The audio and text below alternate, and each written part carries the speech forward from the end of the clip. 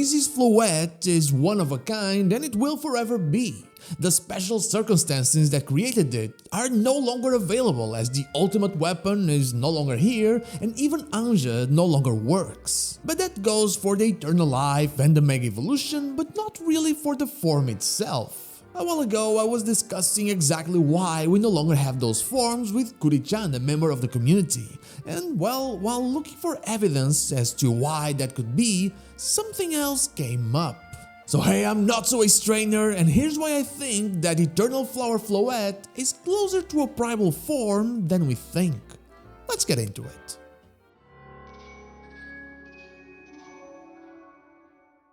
While we look at Eternal Flower Floette as AZ's Floette, the one and only, at one point it very likely was a simply very rare form. That's why AZ, at that time probably a prince, received it from his mother, probably the queen at the time. Royalty usually likes the rare stuff.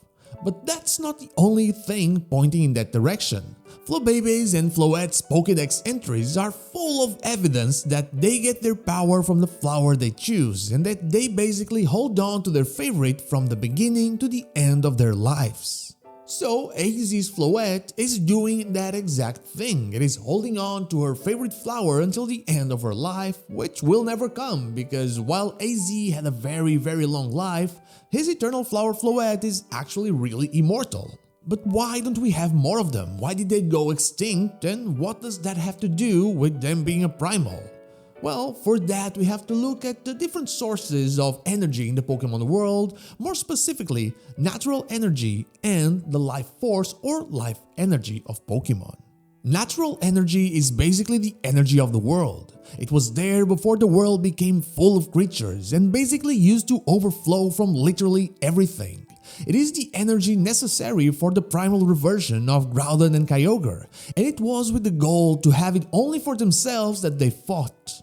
From what we know, this energy is contained in meteorites and back in the day used to rain down on the Pokemon world. It is also the same energy that is inside of the red orb and the blue orb. Though the fact that they're exclusive means it likely also has the other kind of energy, that being life force or life energy. This is the energy inside of a Pokemon or a human. It is their essence, what makes them what they are. It is what gives them life. This is the one that is connected to Mega Evolution, the one that was used to power the ultimate weapon, and thus the one that was used to make AZ's Floette immortal. It is the one that irradiated special stones and created Mega Stones. If you're asking yourselves now, what about Infinity Energy? Well, that's a very different thing.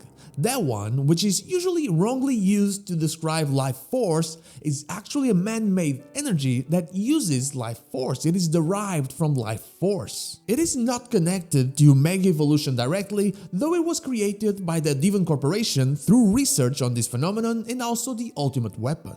Now let's continue. From what Emma says that AZ told her when we finished the Diancie event, it appears that life force is an evolution of natural energy. Something I think will be explored in the DLC because of the Alpha and Omega Donuts. This makes sense as every bit of information we have tells us that back in the day, when there were basically not nearly as many Pokemon as we have today, there was a lot of natural energy. And so it appears that the more Pokemon that showed up in the world, the less natural energy there was, and the more life force that came to be. Pokemon were very likely created from an evolution of natural energy. The Pokédex entry for Eternal Flower Floette in Pokemon Legends ZA tells us that this rare Floette holds on to a plant that has died in ancient times. That plant, the Eternal Flower, is one that we've only seen once outside of dealing with AZ's Floette, and that was in Omega Ruby and Alpha Sapphire in Sootopolis City. Sootopolis is a very interesting place as it was formed by a meteorite which we know carries natural energy and has a place called the Cave of Origin, which, likely because of said meteorite, has a pool of natural energy deep inside. This is where we witness primal reversion for the first time. Notice how we're also dealing with some bright colored crystals like the ones found all over Lumiose City.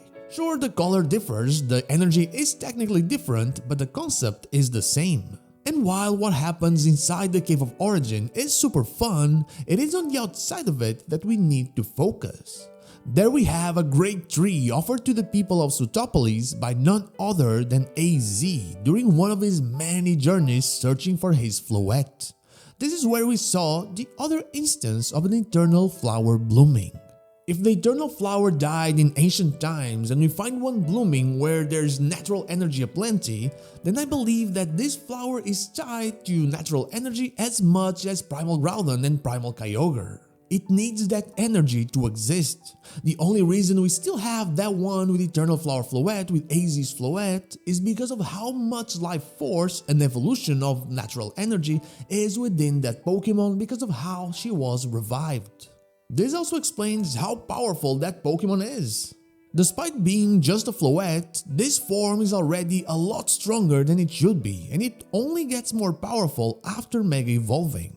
But we do know that the Flabébé line draws their power from the flowers they hold, and we also know from the Pokédex entry of Mega Floette that the flower attacks on its own. I mean, Ange was basically the flower taking over, and that wasn't a regular Pokemon we were battling. The flower is naturally powered by natural energy, but is sustained by the endless source of life force its evolution that is within AZ's Floette. Because natural energy is just not as common as it was before, it no longer has the energy needed to survive, to exist, and so it no longer blooms except in one place where there's a pool of said energy. The power source of the Eternal Flower is the same of a Primal Pokémon. Eternal Flower Floette, technically, by using the flower, uses the power of a Primal Pokémon. It is essentially a primal version of Floette, one that through its Mega Evolution through AZ's Floette, bridges the gap between Primal Reversion and Mega Evolution. But all of this, all that we know about this Pokémon's rarity, doesn't mean that it was the last time we saw this form. In Omega Ruby and Alpha Sapphire, we're told by either Maxie or Archie that the power that was underneath Sootopolis is now flowing back into our world. With that happening and taking into account what happened in Lumiose City, it only took 3 years for things to start going crazy after Ange started leaking mega power. It is possible that in a short period of time, there is enough natural energy in the world for this primal flower to start blooming once more, and for new Flabébé to start choosing it. It might be then that we're finally meeting Eternal Flower Floorges, as the Floette produced by such an event wouldn't be capable of Mega Evolving since they didn't go through the same things as AZ's Floette. That thing is unique. I think this whole thing ties the Pokemon world beautifully, and I think the Pokemon Legends ZA DLC is going to explore this concept a lot more, or at least I hope so. But what do you think? Do you think that this connection between the Primals and Eternal Flower Floette makes sense? Tell me down below, or offer me your explanation, tell me your theories. But anyway, that is all I have for you today. Thank you so much for watching, and I'll see you all on the next one. But before I go, I want to thank my YouTube members Good Old Deo and Sean Speak, and my Twitch subscribers and newbies here, Zanes222, Lazarix, and the Dr. Joe. Thank you so much for all of your support.